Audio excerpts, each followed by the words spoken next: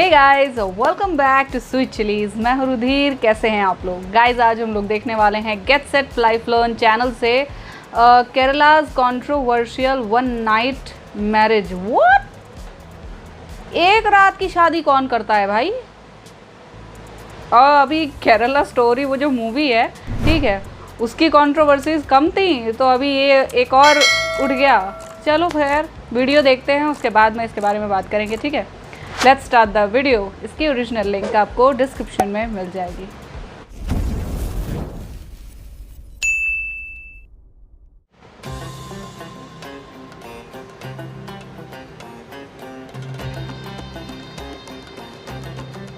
ये सारे सीन्स देखकर आपको ऐसा लगेगा कि ये शादी किसी इस्लामिक अरब कंट्री में हो रही है, लेकिन नहीं, ये नज़ारा तो केरला का है। केरला स्टोरी की बात तो हर कोई कर रहा है, लेकिन शायद ही कोई केरला की इन फेमस वन नाइट मैरिजेस के बारे में जानता है। ये होता है वहाँ। अम्मी मुबारक हो, आपको 17 दामाद मिले। ये मैसेज था हैदराबाद में रहने वाली एक ऑटो ड्राइवर सिराजुद्दीन अहमद की बेटी 18 साल की रेहाना बेगम का अपनी माँ मोइन बेगम को। रेहाना सिर्फ कुछ 14 साल की थी जब उसके परिवार ने उसकी शादी 55 इयर्स के एक दुबई के अरबी शेख से करा दी। शादी के ठीक एक महीने बाद उस शेख ने प्रेग्नेंट रेहाना को मुंबई के रेलवे स्टेशन के बाहर छोड़ दिया। फिर हताश रेहाना जब वापस अपने घर लौटी तो उसके घर वालों ने क्या किया? उसका एबॉर्शन करवा दिया और दोबारा से उसकी शादी करवा दी, इस बार कतार के किसी एक बूढ़े शेख के साथ। रेहाना का फिर ये नया पति उसे कतार अपने देश ले गया और वहां जाके उसने उसे एक दूसरे शेख को बेच दिया, जिसके बाद अगले सिर्फ 4 ही सालों में रेहाना की 14 बार शादी करवा दी गई। ना जाने कितने आज उसके बच्चे हैं और उसके पास कितने दिन बचे हैं। पर ये रेहाना की अकेले की कहानी नहीं है। हिंदुस्तान टाइम्स ने ऐसे इन्यूमरेबल लड़कियों की कहानियां निकाली है। एंड इकोनॉमिक टाइम्स के दूसरे रिपोर्ट के हिसाब से एक सर्वे हुआ था जो स्टेट वुमेन्स कमीशन के बिहाफ में हुआ था। उसमें ये पाया गया कि केरला में एटलीस्ट 9000 लड़कियां इस वन नाइट मैरिज की विक्टिम है, and for no fault of their own, क्योंकि इन केसेस में तो गुनहगार खुद उन लड़कियों के माँ बाप ही होते हैं जो सिर्फ कुछ पैसों के लिए अपनी बेटियों को अमीर अरबी शेखों के पास बेच देते हैं। एंड ये कोई आज की बात नहीं है, केरला में ये सदियों से चलता आ रहा है। ये वन नाइट मैरिजेस, जिसे अरब कल्याणम भी कहते हैं, इसके रूट्स हजारों साल पहले वलियंगगड़ी यानी कि बाजार सिस्टम तक जाते हैं। कैलिकट यानी उस वक्त का केरला अपने स्पाइसेस और स्पेशली उर्स यानी कि बड़े बड़े शिप्स के लिए बहुत ज्यादा फेमस था। इतना कि कई सारे ट्रेडर्स यहाँ पर ट्रेडिंग करने आते थे, जिसमें मेनली अरब ट्रेडर्स का नंबर बहुत ज्यादा हाई था। ये 629 एडी का वही दौर था जब अरब ट्रेडर्स का यहाँ पर बहुत ही ज्यादा फ्रिक्वेंट आना जाना हो गया था और उन्होंने इस रीजन में ही इंडिया का पहला मॉस्क भी बनाया था। सो इस दौर में होता क्या था कि अक्सर उर्स के केस में एटलीस्ट पूरी शिप बनाने में लगभग 3 महीने से लेकर साल भर का समय भी लग जाता था, जिस पूरे पीरियड में यहाँ पर अरब्स अकेले रहते थे। तो बस अपने डिजायर्स को पूरा करने के लिए एक न्यू कॉन्सेप्ट ऑफ मैरिज अरब कल्याणम का जन्म हो गया। इसमें ये शेख वहाँ की लोकल केरलाइट लड़कियों को मेहर यानी कि रिवर्स डाउरी देकर उनसे शादी करते थे। फिर कुछ दिन उनके साथ बिता के हनीमून वगैरह करके उन्हें प्रेग्नेंट करके जब शिप तैयार हो जाती थी तो ये शेख वापस निकल जाते थे अपने देश। ये कॉन्सेप्ट तब से 629 एडी से लेकर आज 2013 तक का जो डेटा हमें अभी तक मिला है, 1384 ईयर्स बाद तक सेम प्रोसेस फॉलो हो रहा है। आज भी अरब कल्याणम केरला के काफी प्रोमिनेंट सिटीज जैसे कि कोझिकोडे, मल्लपुरम, कन्नूर, कासरगोड, इनफैक्ट केरला के कैपिटल थिरुवनंतपुरम में भी ये प्रैक्टिस हो रहा है। हाँ, इनके ऑपरेशन थोड़े से और ज्यादा सोफिस्टिकेटेड हो गए हैं। मतलब अभी एक प्रॉपर नेक्सस में ऑपरेट किया जाता है, जिसमें लड़कियां कहाँ से सोर्स होगी, उस शेख को वीजा कैसे मिलेगा, लड़कियों के माँ बाप को कैसे मनाया जाएगा, उनको कितने पैसे दिए जाएंगे, ये सब कुछ A to Z का ख्याल रखा जाता है आज कुछ ब्रोकर्स द्वारा। हिंदुस्तान टाइम्स के इस रिपोर्ट के हिसाब से अब तक 50 ऐसे ब्रोकर्स आइडेंटिफाई हुए हैं, 15 गल्फ देशों से और 35 लोकल हैदराबाद से ही, जिसमें से 25 तो औरतें हैं। अब ये ब्रोकर्स कैसे काम करते हैं वो देखना, क्योंकि काफ़ी ज़्यादा स्ट्रेटेजिक काम होता है इनका। सो ये जो लोकल ब्रोकर्स होते हैं, ये पहले तो इन अरबी शेखों को उनकी हैसियत के हिसाब से 3 कैटेगरीज में डिवाइड करते हैं। पहले ऑटो वालास, जो अपने देशों में सस्ते ट्रांसपोर्ट व्हीकल्स यूज़ करते हैं, तो उन्हें इंडिया में रखा भी जाता है लोकल लॉजेस वगैरह में। फिर एम्बेसडर वाले थोड़े अमीर लोग जो एम्बेसडर कार में ट्रैवल करते हैं तो उन्हें अकोमोडेशन मिलती है मिडिल रेंज के होटल्स में। फिर फाइनली आते हैं इनोवा वाले अल्ट्रा रिच लोग जिन्हें ठहराया भी जाता है इंडिया के 5 स्टार होटल्स में। हैसियत का ध्यान रखना बहुत ज्यादा इंपॉर्टेंट है क्योंकि उस हिसाब से पैसे उन शेखों से मिलेंगे और उस हिसाब से ही शादी वगैरह के खर्चे भी होंगे ताकि सस्ते को सस्ते में निपटा सके और 2 पैसा ब्रोकर्स की जेब में एक्स्ट्रा बच सके। एंड इसी ग्रूम की हैसियत के हिसाब से एंड ऑफ कोर्स ब्राइड की ब्यूटी के हिसाब से भी ब्राइड की कीमत सेट होती है जो मोस्टली रेंज करती है 50,000 से लेकर 5 लाख तक, जिसमें से माइंड यू सिर्फ 1/4 ही मिलता है लड़की के घर वालों को, बाकी का पूरा मिलता है इन ब्रोकर्स को ही। फिर कई बार तो पैसों के अलावा सोना दिया जाता है, गाड़ी, घर, ज्वेलरी, बहुत कुछ दिया जाता है जिसपे भी ब्रोकर का कट इक्वली निकलता है। ऑफ कोर्स ये ब्रोकर यही पैसों से काजीज, कुछ बाकी लोकल कॉन्टैक्ट्स वगैरह से या कुछ केसेस में इनफैक्ट इवन ऑर्फनेजेस से अपना काम करवाते हैं तो उनका वहाँ पे भी स्पेंड होता है। ऑर्फनेजेस के लिए क्योंकि लड़कियां कहाँ से आएंगी, कई बार ये आती है अनाथालय मतलब कि यतीम खानों से, और उन यतीम खानों के जो मैनेजर्स वगैरह होते हैं वो भी कमीशन के बेसिस पे लड़कियां सोर्स कर देते हैं। सबसे पहले उस अरब शेख के सामने पूरी ऑर्फनेज की लड़कियों को बुलाया जाता है,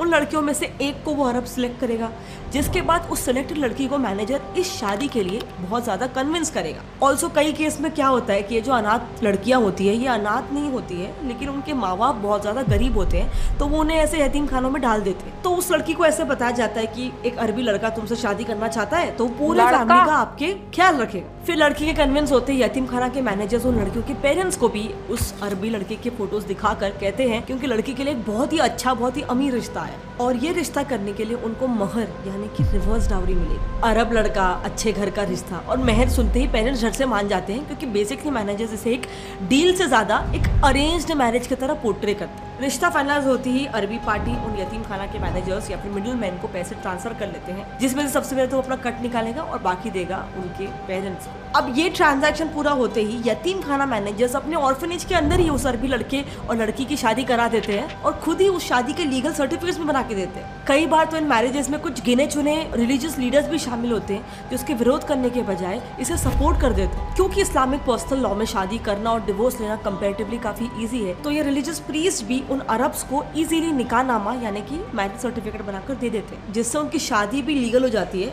एंड नीडलेस टू से इसमें इनको भी काफी अच्छा कमीशन दिया जाता है। फिर ये शेख लड़की को लेकर कई हफ्तों या महीनों के लिए भी हनीमून के लिए कोई दूसरे देश लेके जाएगा, वहाँ प्रेग्नेंट कर देगा एंड फिर वापस इंडिया लाके छोड़ देगा या फिर कई बार उस देश में ही छोड़ देगा या फिर बेच भी देगा दूसरे शेख लोग को, मतलब कुछ भी हो सकता है। और इसीलिए एक मुस्लिम कॉलमिस्ट के हिसाब से ये इन अ वे एक लीगलाइज्ड प्रोस्टिट्यूशन ही है। एंड एक्चुअली ज्यादातर केसेस में माँ बाप के साथ क्या होता है ना कि ये फैमिलीज फाइनेंशियली बहुत ज्यादा वीक होती है, इसीलिए वो लोकल ग्रूम्स को डाउरी देना अफोर्ड नहीं कर पाती है नॉर्मल शादी के लिए। लेकिन अरबी कल्याणम में उल्टा उनको रिवर्स डाउरी मिलता है जिससे वो फैमिलीज अपनी लड़की की शादी करवाने रेडी हो जाए। वैसे उन लड़कियों को भी महंगे गिफ्ट्स देकर और उन्हें वेल्दी लाइफ, बड़ी गाड़ी, लग्जरी होटल्स के सपने दिखाकर लर किया जाता है। इतना पैसा बताया जाता है, दिखाया जाता है कि कुछ केसेस में तो माँ बाप तो छोड़ो, उनसे ज्यादा उनके डोमिनेटिंग रिलेटिव्स उन लड़कियों को फोर्स कर देते हैं शादी करने के लिए। ऐसा ही एक केस हुआ था जहाँ पर एक टीनेज लड़की को उसके अंकल ने जबरदस्ती करके सिर्फ 5 लाख रुपए में एक ओमानी शेख को बेच दिया। और ऐसा भी नहीं है कि हर एक केस में लड़कियों के माँ बाप को बहुत ज़्यादा पैसा मिलता है, पैसा कम ही मिलता है,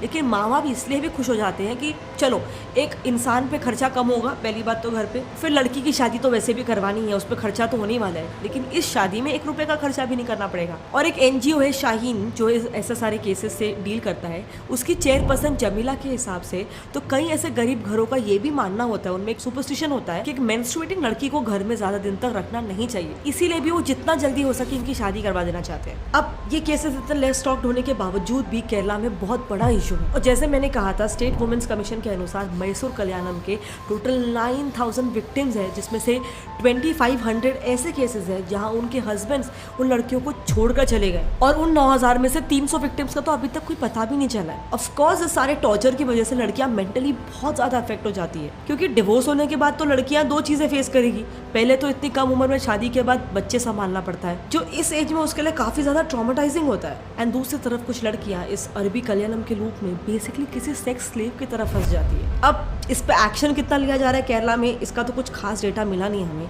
लेकिन आपको क्या लगता है केरला स्टोरी जैसे कंट्रोवर्शियल फिल्म्स जब रिलीज होती है तो क्या ये फिल्म्स इन टॉपिक पे सवाल उठाती है या नहीं? इन मूवीज से कम लड़कियां सतर हो जाएगी या नहीं? या जैसे इसके विरुद्ध जो बोलते हैं उनका ये कहना होता है कि ऐसे पिक्चरों से भारत पे सिर्फ नफरत बढ़ेगा और कुछ नहीं। इस पर आपका क्या मानना है? आपकी जो भी ओपिनियन है मेरे नीचे कॉमेंट सेक्शन में शेयर करना। And finally as I said, Kerala Story के बारे में तो सब लोग जान चुके हैं, लेकिन केरला के ये 1 नाइट मैरिजेस के बारे में आई डोंट थिंक कोई ज़्यादा जानता है और कोई बात भी नहीं कर रहा है। तो प्लीज़ इस वीडियो को जितना हो सके अपने फ्रेंड्स और फैमिली में शेयर करना। जय हिंद।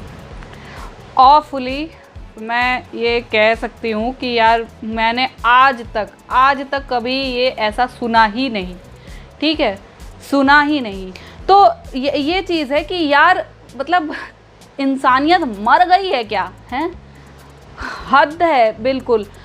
अरे चलो ठीक है, तुम्हारे घर में कमाने वाले कम हैं, ठीक है, लोग कम हैं, देन अपनी बेटियों को यार सर्व शिक्षा अभियान है, ठीक है, बहुत सारी ऐसी सरकारी योजनाएं हैं जिनके द्वारा आप अपनी बेटियों को मतलब पैरों पे खड़ा कर सकते हैं, उन्हें भी ऐसा कमाने लायक बना सकते हैं कि आपके घर की फाइनेंशियल जो स्थिति है थोड़ी सी सही हो सके, ठीक है। लेकिन उसके बजाय यहाँ पे लड़कियों को, ये शेखों को बेचना, और ये मतलब एक तरह से बेचना ही बोलेंगे आप उसे, कोई सा भी नाम दे दो, है ना, लेकिन फिर भी है तो वो एक तरीके का बेचना ही है ना, एक तरीके का बेचना ही। और ज़्यादातर माँ बाप डरते क्यों हैं? क्योंकि जो लोकल जो दूल्हे होते हैं, लोकल जो लड़के होते हैं, उनकी तगड़ी मांग होती है, दहेज होती है, दहेज पे कितने ही कानून बने हुए हैं, है ना, लेकिन सब की एक नंबर की धजिया उड़ रही है ना, खुले आम हर जगह दहेज चलता है, हर जगह, और इतने बड़े बड़े लोगों के घर में दहेज चलता है, ठीक है, इतने मतलब मैं कह सकती हूँ सरकारी लोगों के घर में भी, और बड़े बड़े इंडस्ट्रियलिस्ट, और कितने ही ऊंचे कितने ही ऊंचे ओहदे पे क्यों ना पहुंच जाएं वो, लेकिन दहेज ज़रूर लेंगे और ज़रूर देंगे, ठीक है। क्यों? क्योंकि सोसाइटी क्या बोलेगी। अरे यार सोसाइटी में तुम कोई स्टैंडर्ड सेट तो करो, जब स्टैंडर्ड सेट ही नहीं करोगे तब कहाँ से मतलब किसी को कुछ पता चलेगा कि हाँ भाई ऐसा भी करना होता है, हमने तो ऐसा देखा ही नहीं, है ना।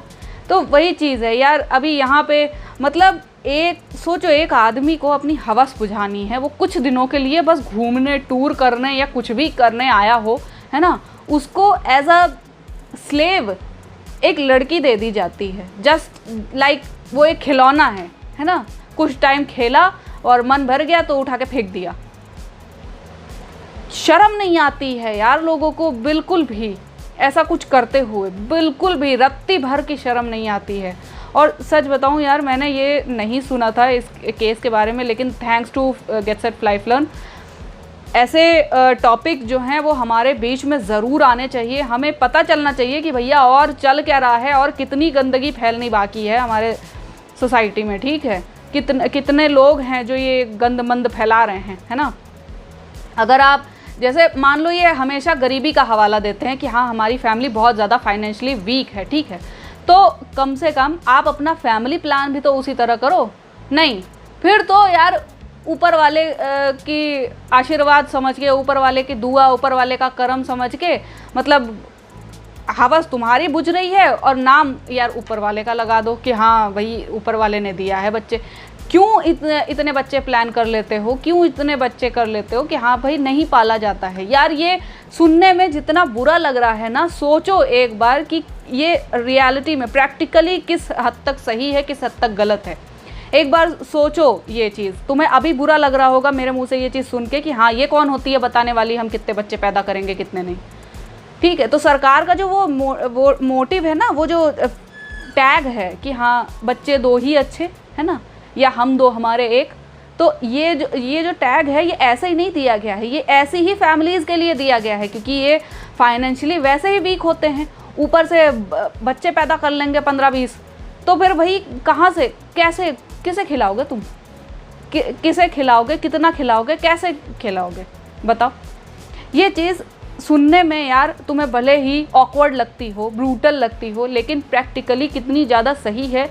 सोचा है कभी, जहाँ तुम्हें 5, 4, 10 बच्चे इन पर खर्च करना पड़ रहा है, ठीक है, वहाँ तुम 1 पर या 2 पर खर्च करोगे तो तुम्हारी फाइनेंशियल स्थिति अपने आप सही हो जाएगी। क्या मतलब वो है ये ऑब्सेशन। बहुत सारे लोगों को मैंने कहते सुना है कि हाँ भाई मतलब नहीं यार और होना चाहिए, है ना, इतने तो होने ही चाहिए। क्यों होने चाहिए? हमारा वंश बढ़ेगा, हमारा ख़ानदान बढ़ेगा। ऐसे नहीं बढ़ रहा तुम्हारा ख़ानदान है। अगर एक लड़की होती है तो वो 2 घरों में ख़ानदान बढ़ाती है, एक लड़का होता है तो वो अपने ही घर का वंश बढ़ाएगा। लेकिन ना, आज भी मतलब सोसाइटी में इतनी गंदी विचारधाराएं बहुत ही अच्छे वे में प्रेजेंट की जाती हैं। ठीक है, सो यार इस वीडियो को देखकर बस मैं क्या बताऊं यार, दिमाग एकदम मेरा जैज़ कर रहा है, एकदम घूम रहा है सीरियसली। सो आई होप आप लोग को रिएक्शन पसंद आया होगा। अगर अच्छा लगा हो देन प्लीज़ लाइक और शेयर ज़रूर करना, और ऐसे टॉपिक्स पे यार बात करना ज़रूरी है। ठीक है, शेयर इन्हें जितना कर सको उतना करो, ओके, ताकि ये दूर दूर तक और लोगों तक पहुँचे, जितना दूर हो सके। ठीक, तो मैं मिलती हूँ नेक्स्ट वीडियो में। Bye bye.